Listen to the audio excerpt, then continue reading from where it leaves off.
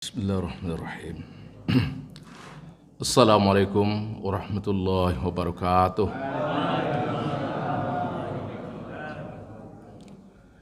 Innal hamdalillah alladzi nahmaduhu wa nasta'inuhu wa nastaghfiruh. Asyhadu an la ilaha illallah wahdahu la syarikalah wa asyhadu anna sayyidina Muhammadan abduhu wa rasuluh. Allahumma salli wa sallim ala Muhammad wa ala alihi wa ashabihi ajma'in. Wa ba'du qala Allah Ta'ala subhanaka la ilma lana illa ma 'allamtana innaka antal alimul hakim. Shadaqallahul azim. Ketua dan seluruh kepengurusan Masjid Al-Munawwarah beserta panitia kegiatan Ramadan yang sama-sama kita muliakan, Bapak RW kita, Bapak-bapak RT, para alim ulama dan orang-orang tua kami yang kami muliakan, Bapak-bapak, Ibu-ibu jamaah salat subuh yang saya muliakan, dan anak-anak kami yang kami sayangi. Alhamdulillahirabbil alamin, subuh ini kembali kita terpilih sebagai orang yang terbaik. Karena Allah mengundang kita menjadi tamunya. Sering saya sampaikan, sebangga apapun kita menjadi tamu presiden, tidak ada apa-apanya dibanding mulianya menjadi tamunya Allah. Karena presiden itu hanya secuil dari karya Allah. Makanya pantas kita berharap hari demi hari semoga kita terpilih sebagai orang yang terbaik yang Allah jadikan sebagai tamunya dalam rangka memakmurkan rumahnya ini. Amin ya rabbal alamin. Bapak-bapak, ibu-ibu jamaah yang saya muliakan, subuh ini kita kembali berbicara tentang sejarah turunnya syariat kepada kita orang Islam. Kita sudah sampai kepada tahun 3 Hijrah, di mana kita tahu tahun 3 Hijrah itu turun syariat puasa, zakat, sholat tarawih, dan sholat Idul Fitri. Inilah rentetan syariat yang turun di tahun 3 Hijrah. Seketika Allah perintahkan kita puasa, semua puasa, tak ada yang tak puasa. Kecil, tua, muda, yang tinggal cie-cie ongok pun ikut puasa. Itulah kisahnya di saat itu. Jadi di saat sakit tak sanggup meneruskan puasa lagi, ayahnya Abdurrahman bin Auf, beliau menghadap Rasulullah, dia curhat, "Ya Rasulullah, ayahku sudah lanjut usia, sekarang dia gemetar yang sedang berpuasa ini. Apa solusinya?" Rasulullah tidak bisa memberikan solusi. Kenapa? Ini ibadah puasa di-SK-kan, kitabam mauquta. Ditetapkan waktunya, ditetapkan aturannya, semua ditetapkan. Sama dengan sholat, sholat pun ditetapkan, makanya tidak bisa dikotak-katik. Jadi makanya seketika ada ketetapan dari Allah, kutiba alaikumusiyam, ditetapkan bagi kita berpuasa, tak berani Rasulullah mengkotak-katik kecuali yang meng-SK-kan mengkotak-katiknya kembali. Maka diamlah Rasulullah sehingga turunlah ayat, faman kana minkum maridun aw ala safarin fa'iddatun min ayyamin ukhra. Kalau kita sedang sakit, tak sanggup berpuasa, batalkan saja, ganti pada hari yang lain, kata Allah. Jadi makanya kita pun kalau rasa-rasa tak kuat puasa karena sakit, tidak usah paksakan. Udah pahit dah air putih itu, minum teh pun pahit, makan godok pahit, kue onde-mande pahit, tak ada lagi yang tak pahit. Kalau udah begitu, penyakit kita itu udah lumayan juga itu, batalkan aja lah, ganti nanti setelah Syawal. Tapi Allah ingatkan kita di akhir ayat itu, wa antasumu khairul lakum in kuntum ta'lamun.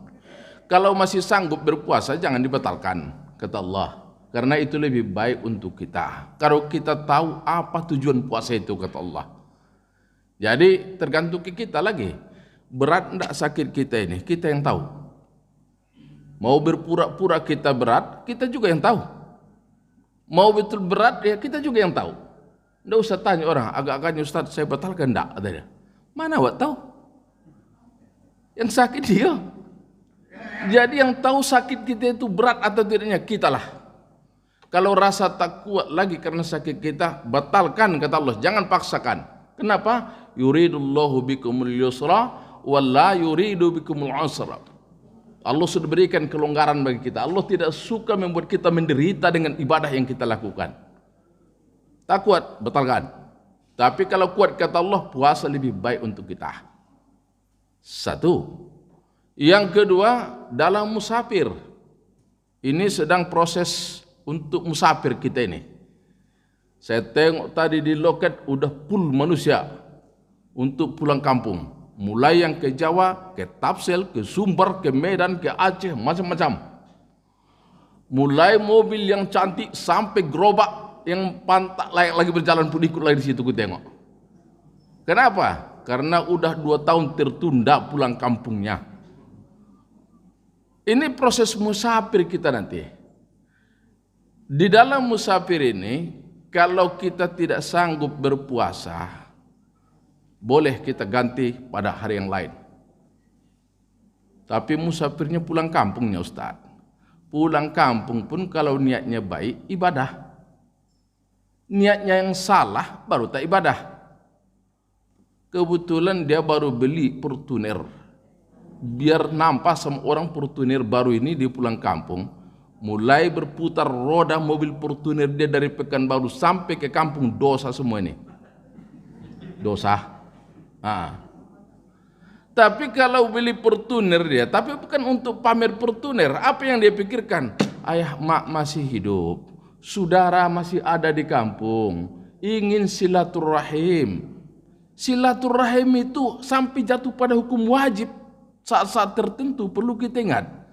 Yang walaupun dasar hukumnya sunnah muakkad itu silaturahim, tapi saat-saat tertentu jatuh pada hukum wajib. Jadi makanya jangan abaikan itu. Boleh pulang kampung, silakan.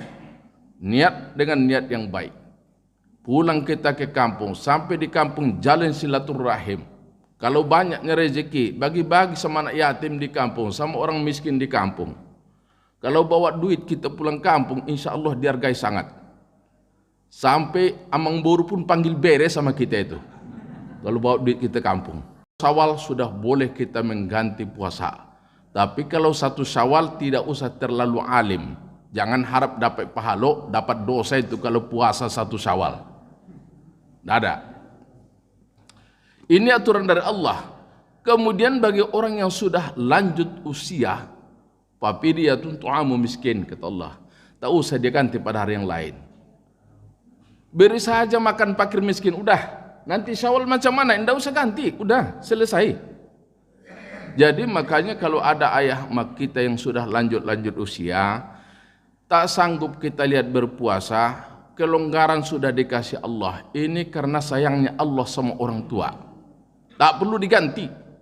Cukup beri makan fakir miskin, selesai sudah. Tengoklah ayah mak kita, agak-agaknya lanjut usia enggak? Udah lanjut, sanggup berpuasa, tanya dulu.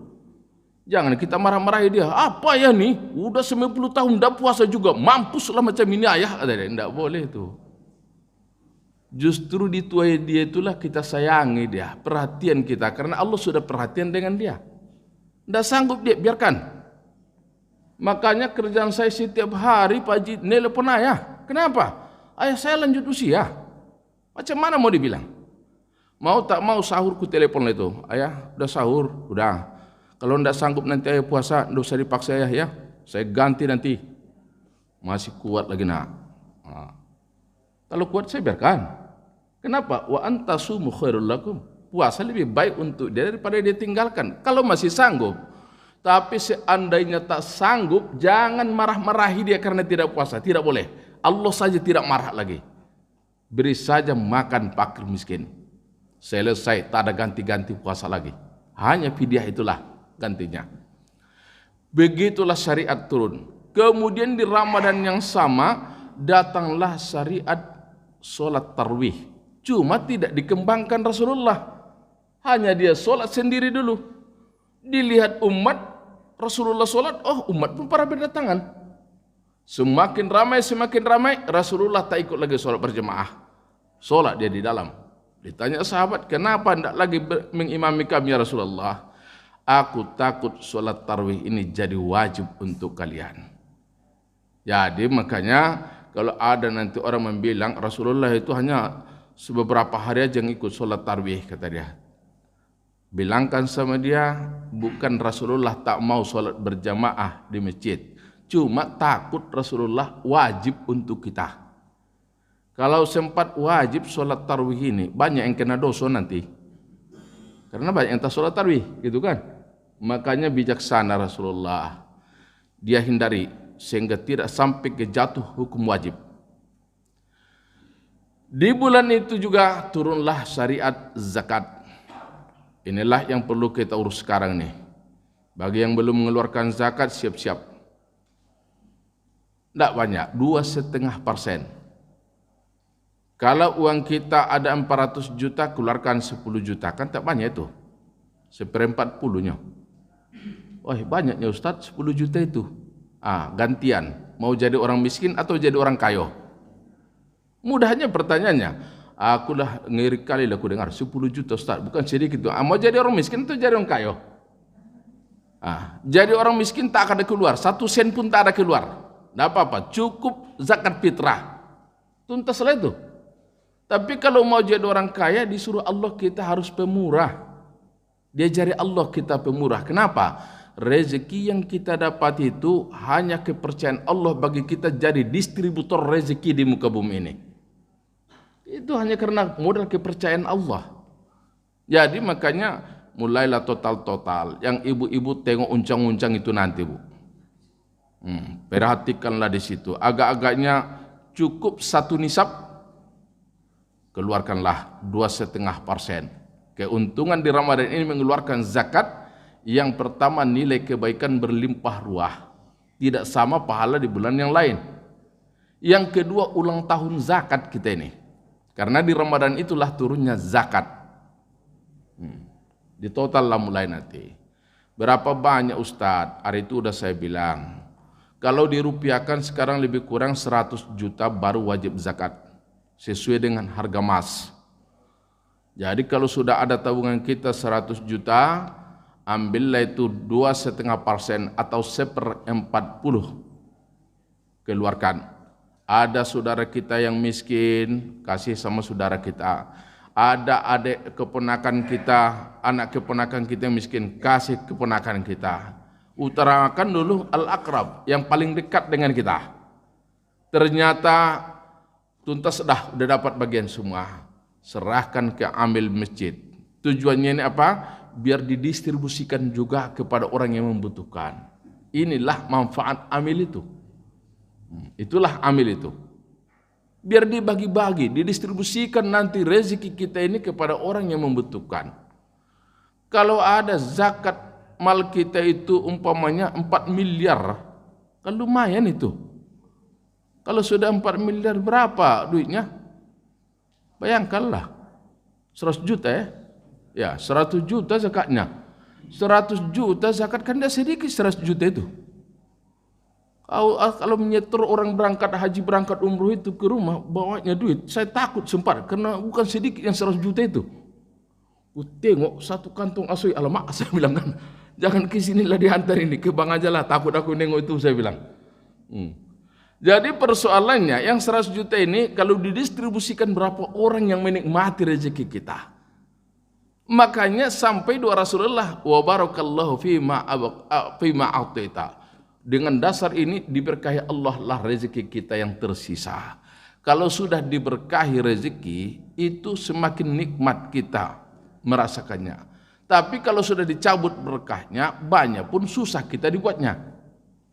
Jadi bersyukur kita ada rezeki, dibukakan Allah hati kita untuk mengeluarkan zakat. Apalagi ini bulan Ramadan. Di total-total itu.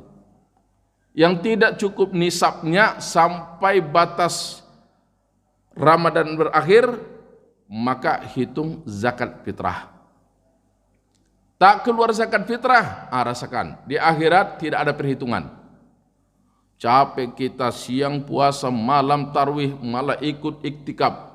Pas di akhirat tidak ada catatan apa-apa. Dan kita tidak bisa protes, karena catatan ini tidak disampaikan ke hadapan Allah. Dan itu janji Rasulullah. Shaumu syahri Ramadan mu'allakum bainas sama'i wal ard wa la yurfa'u illa bidakatil fitr.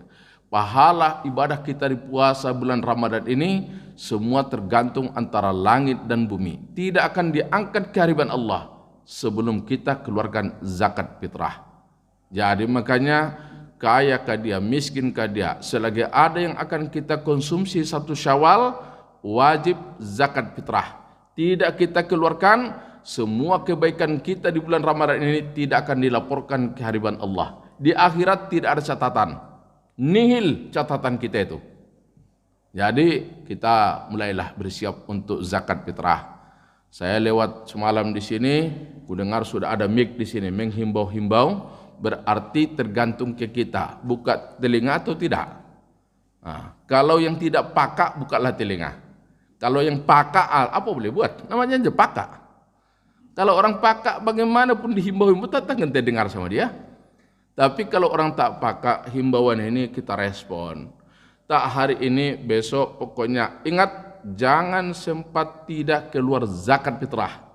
Kalau tidak keluar zakat fitrah, sesungguh apapun kita beribadah di Ramadan ini, catatan amal kita ini semua nihil di hadapan Allah. Tidak ada catatan lagi.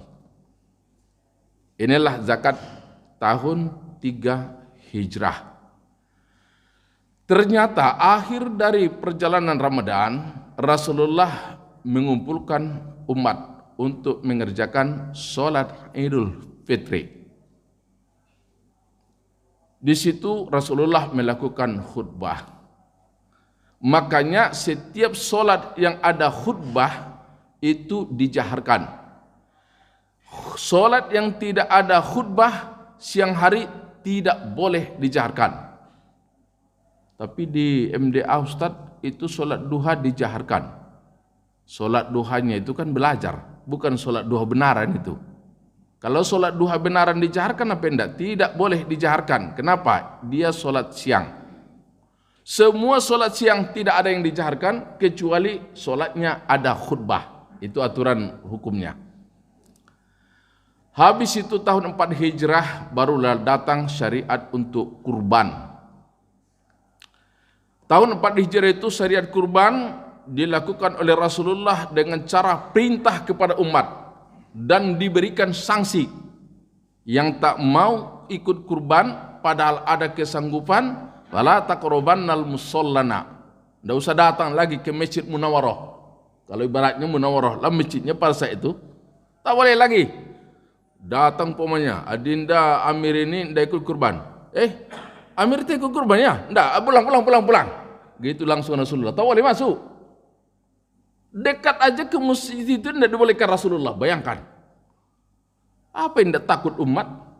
Yang marah Rasul bukan Ustadz Ali Arfan. Kalau Ustadz Ali Arfan marah di smackdown kawan. Tapi Rasulullah, siapa yang berani main smackdown Rasulullah? Pengawal dia, bodyguardnya tidak tanggung-tanggung. Umar. Siapa itu Umar? Al-Gojo Makkah itu, jangan main-main. Ali, bodyguard Rasulullah itu.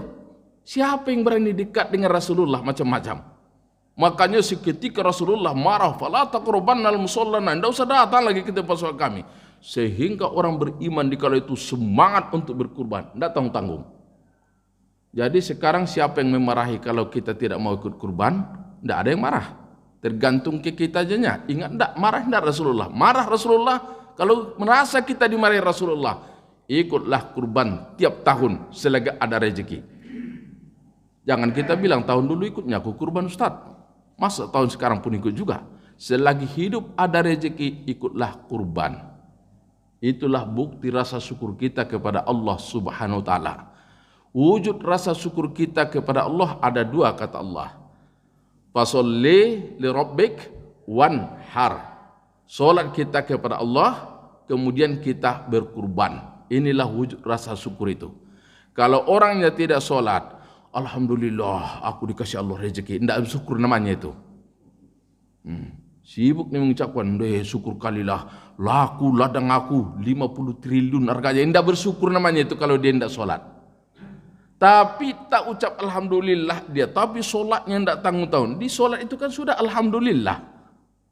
Coba bayangkan dalam rukun tersebut alhamdulillah. Pas di rukun keempat, Alhamdulillahi Rabbil Alamin. Bukan alhamdulillah saja lagi, sempurna ucapan alhamdulillahnya. Alhamdulillahi Rabbil Alamin.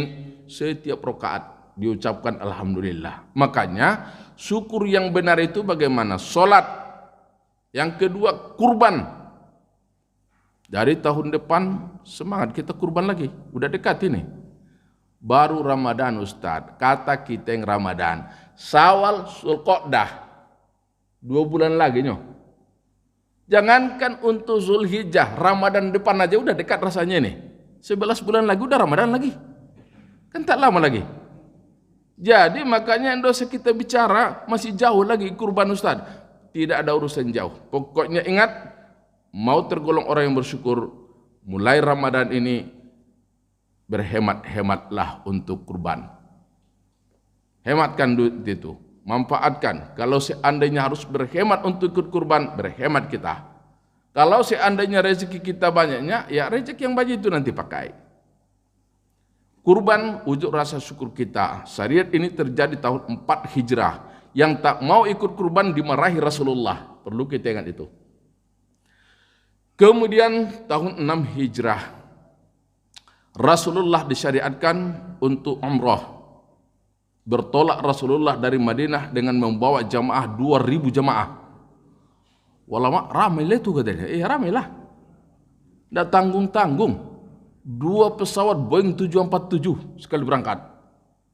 Cuma pada saat itu tidak ada pesawatnya. Jalan kaki. Dari Madinah ke Makkah jalan kaki. Bayangkan itu. Siap mereka menjalankan ibadah syariah umrah ini. Sampai di Makkah dicekat kedatangan mereka, ditahan oleh orang kafir Quraisy.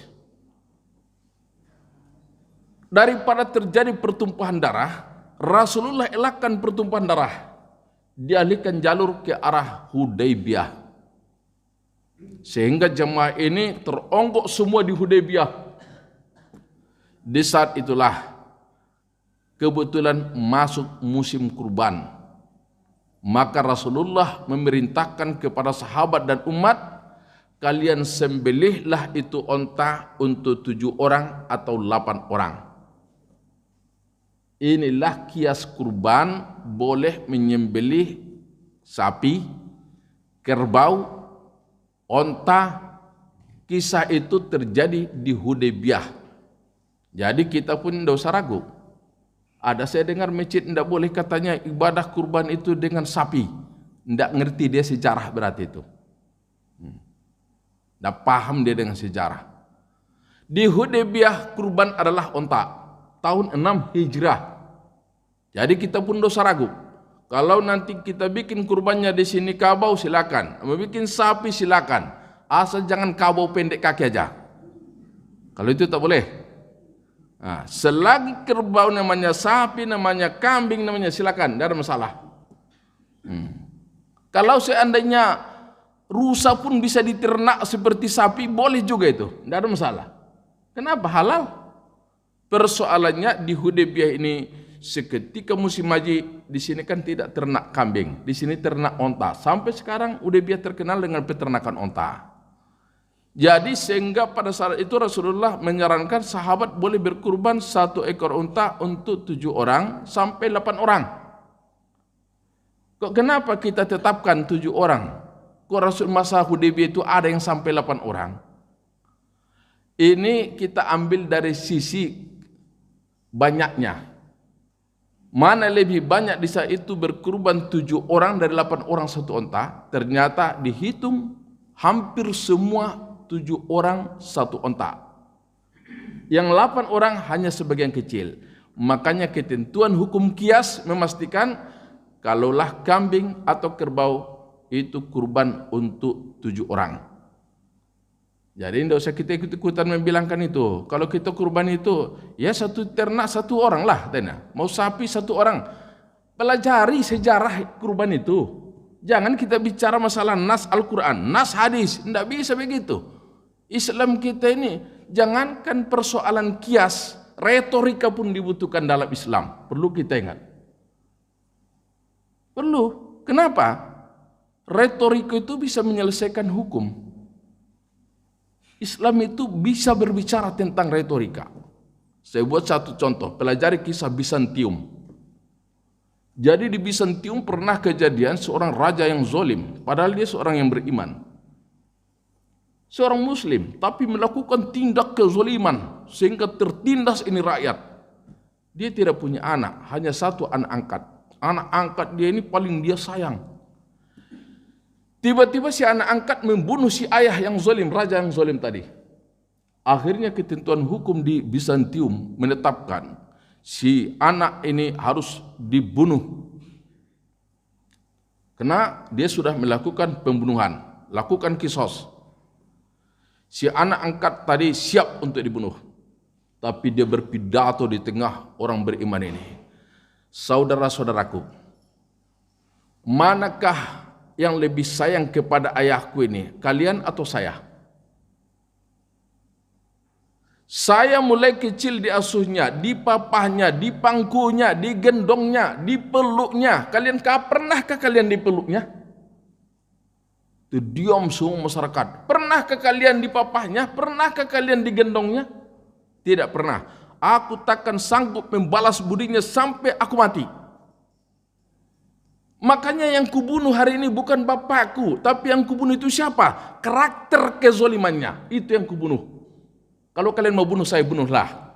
Tapi saya sudah berhasil untuk membunuh kezoliman di negeri ini. Apa keputusan sidang? Si anak angkat akhirnya tidak jadi dibunuh, justru diangkat jadi raja. Inilah retorika. Jadi makanya Islam ini tidak kaku. Yang membuat kaku itu siapa? Fatwa ustadz-ustadz yang tidak mengerti aturan. Itu yang membuat kita kaku. Jadi makanya persoalan masalah kurban juga, tidak usah ragu. Kerjakan apa yang sudah dikerjakan di Munawarah selama ini. Itulah kurban itu. Kita kerjakan. Setelah selesai kurban terjadilah perjanjian Hudaybiyah.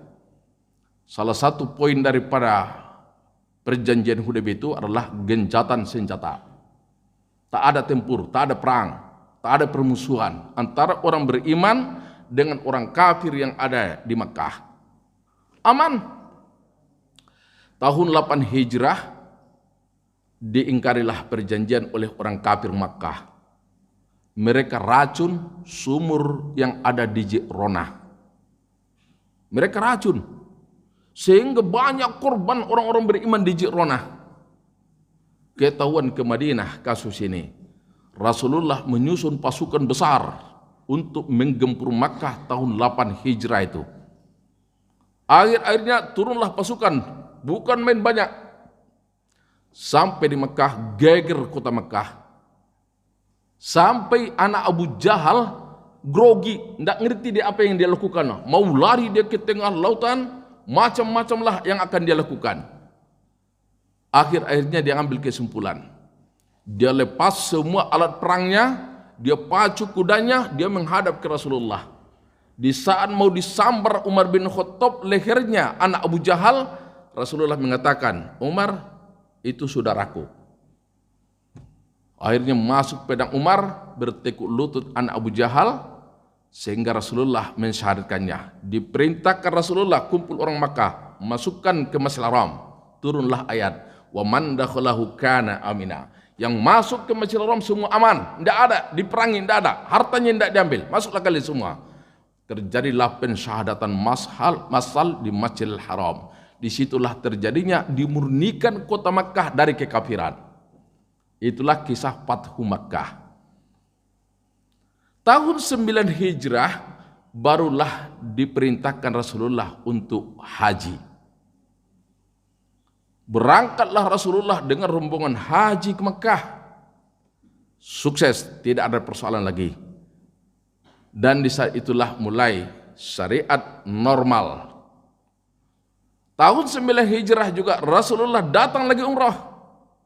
Di saat itu terjadilah masalah.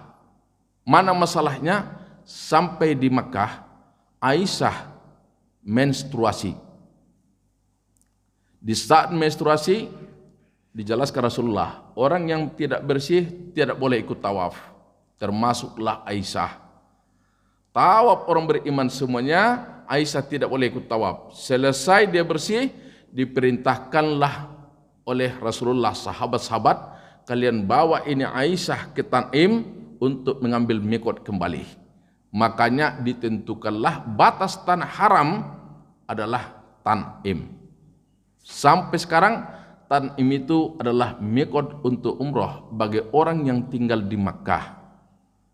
Dan masjid yang ada di sana diberi nama Masjid Aisyah sampai sekarang. Jadi sejarahnya kenapa Masjid Aisyah ini? Itulah sejarahnya. Dan di tahun 9 Hijrah waktu Rasulullah mengerjakan ibadah haji, Ali bin Abi Thalib mendirikan sebuah tempat untuk pelaksanaan sholat Arafah. Maka masjid itu diberi nama Masjid Namirah. Apa arti Namirah? Namirah itu artinya harimau. Kok jelek kalilah nama masjid harimau, kan gitu. Jadi pernah itu waktu saya terangkan, ini Masjid Namirah atau Masjid Harimau. Kok Masjid Harimau Ustaz, kata orang tuh. Ya Masjid Harimau namanya, saya bilang. Kenapa diberi nama harimau nama masjid itu? Biasanya kan Munawwarah yang bercahaya, kan gitu kan. Baitul Jalal, Siratal Mustaqim, Al-Jihad, kan gitu masjid. Ini ndak harimau. Bayangkan, kenapa diberi nama Masjid Harimau? Karena yang mendirikan pertama bangunan di situ adalah Ali bin Abi Thalib. Ali bin Abi Thalib itu gelarnya adalah harimau. Harimau padang pasir, karena ganasnya dia di medan perang diberi gelar dengan kata Namir atau Namirah. Makanya kalau anak-anak nanti tanya, kenapa lah ayah kok aneh nama masjid di Arafah? Sebanyak itu nama, kok dibikin namanya harimau? Sebenarnya bukan ada harimau di sana. Yang mendirikannya itu seorang laki-laki gagah yang dapat gelar harimau. Itulah Ali bin Abi Thalib. Inilah kisah. Jadi saya sampaikan kisah ini semua rentetan syariah ini, jangan kita ragu lagi.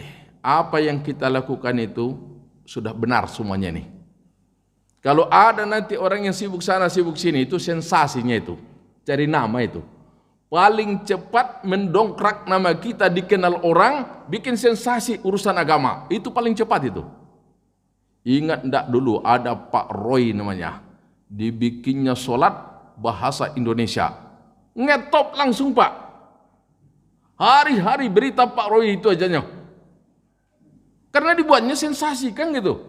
Hebat, heboh. Bukan aja Asia, sampai dunia dibicarakan Pak Roy. Inilah hebatnya kalau kita jadikan agama sebagai sensasi. Paling cepat kita dikenal itu.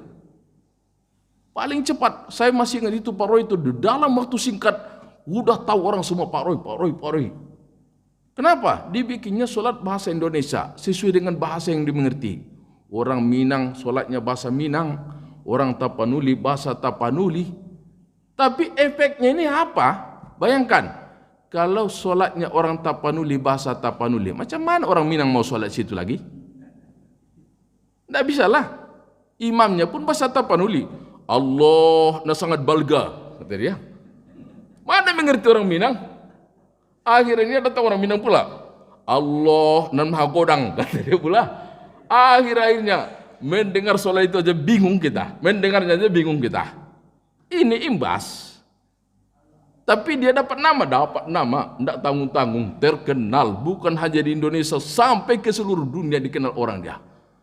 Jadi makanya orang kadang-kala mencari nama, dibikinnya agama sensasi. Dibikinnya fatwa yang aneh-aneh, padahal fatwa itu sudah ada. Untuk apa dirombak-rombak lagi? Ulama-ulama kita dulu bukan orang biasa, bukan kelas ustadz sekarang. Tabat baru yang hafal udah berfatwa. Tidak begitu dulu ustadz-ustadz dulu. Ustadz-ustadz dulu itu dikuasainya dulu Al-Quran, hafal dia Al-Quran, hafal dia hadis, sudah mufassir, muhadis lagi. Habis itu menguasai tata bahasa. Karena Al-Quran ini kalau tidak ngerti kita tata bahasa, bisa rancuh dalam berfatwa. Saya buat contoh mudah. Saya kebetulan pernah saya tanya kawan-kawan, bagaimana? Apakah berwuduk dulu atau sholat dulu baru berwudu? Jawaban pasti tentunya dibilangnya berwudu dulu, karena itu kebiasaan. Tapi kalau kita terjemahkan Al-Quran tanpa memakai tata bahasa, seharusnya sholat dulu baru berwudu. Kenapa? Cek Al-Quran itu. Idza kumtum ila shalah faghsilu wujuhakum wa aydiyakum ilal marafiq sampai akhir. Kumtum itu fi'il madi. Itu tata bahasa itu, fi'il madi. Kalau fi'il madi itu kalimat berarti sudah selesai. Itulah artinya. Maknanya apabila sudah selesai kamu mendirikan sholat, maka basuhlah muka kamu, basuh kedua tangan kamu sampai siku.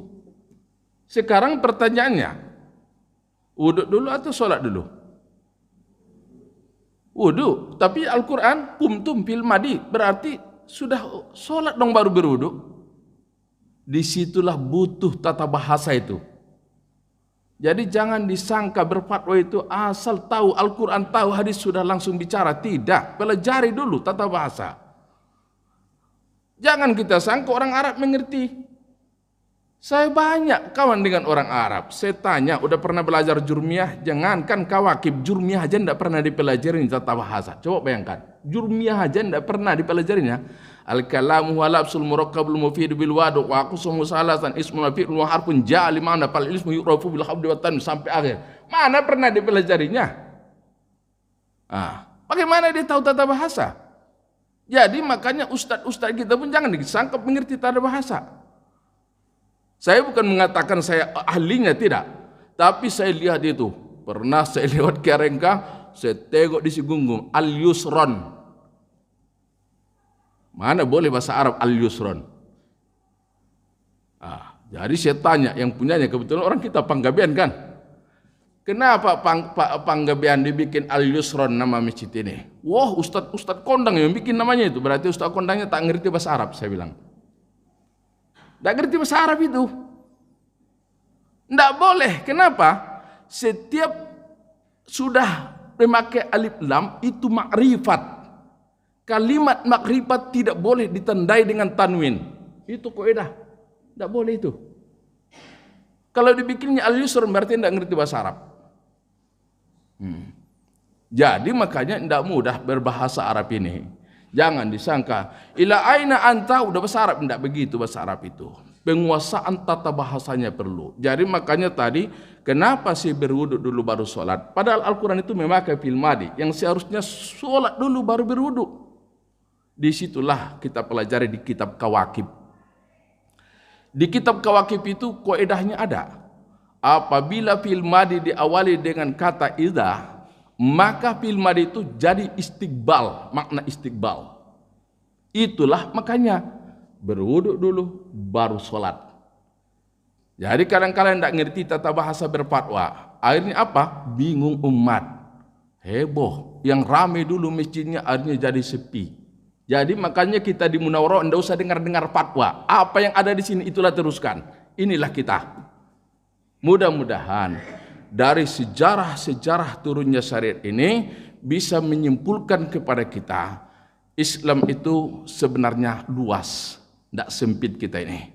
Kita lapang, kita menerima, jangankan urusan kias, sampai retorika pun kita terima dalam Islam. Mudah-mudahan kalau kita nanti luas pandangan kita dalam beragama ini, tak ada lagi ribut-ribut. Damai kita di sini, ramai. Hari ini Munawarah ramai, saya yakin untuk yang akan datang ramai. Amin ya rabbal alamin. Saya udah bilang, saya bukan memuji. Saya tiap subuh kuliah subuh, semua di masjid paripurna. Yang tidak paripurna hanya Munawarah. Tapi Munawarah lah yang paling ramai jamnya pula. Itu pula anehnya. Semua tempat saya kuliah subuh itu paripurna, Pak. Malah sampai Mujahidin marah sama saya. Kebetulan dia minta Selasa pula. Saya bilang saya di Munawarah, bagi 2 ustaz. Kalau subuh ini di Munawarah, subuh depan, Selasanya di masjid kami. Aku kalau sudah oke-okenya itu, tak bisa aku berbalik-balik, saya bilang kan. Tahun depan lah tunggu, kalau saya masih hidup, saya bilang. Jadi kenapa saya bangga di Munawarah ini? Kalau kuliah subuhnya sama dengan pengajian malam gitu kan, tetap ramai gitu kan. Mana ada masjid yang begitu? Satu-satunya Menara. Tapi ingat, kalau kita lengah, kitalah akhir ramainya di sini. Tapi kalau kita tidak lengah, insya Allah hari ini kita ramai, untuk akan datang lebih ramai lagi. Amin ya rabbal alamin. Untuk subuh ini, inilah tausiah kita. Semoga dengan sejarah ini membuka pandangan kita lebih luas dalam beragama. Karena ini pengajian terakhir. Kalau hari Selasa depan yang mau datang, datanglah. Saya tak datang lagi. Saya tak datang lagi. Jadi apapun yang saya sampaikan ini hilap salahnya, saya mohon maaf. Bagaimana bapak-bapak ibu-ibu bisa maaf? Alhamdulillahirrahmanirrahim. Saya juga karena Allah telah memaafkan, dan bagi saya tidak ada yang salah. Kalaupun salah mungkin saya yang salah ngomong. Mudah-mudahan pertemuan kita ini jadi pertemuan yang sanah, jadi silaturahim untuk kita, untuk menimba kebaikan pahala yang sebanyak-banyaknya. Amin ya rabbal alamin. Kurang lebihnya mohon maaf. Billahi taufiq wal hidayah. Wassalamualaikum warahmatullahi wabarakatuh.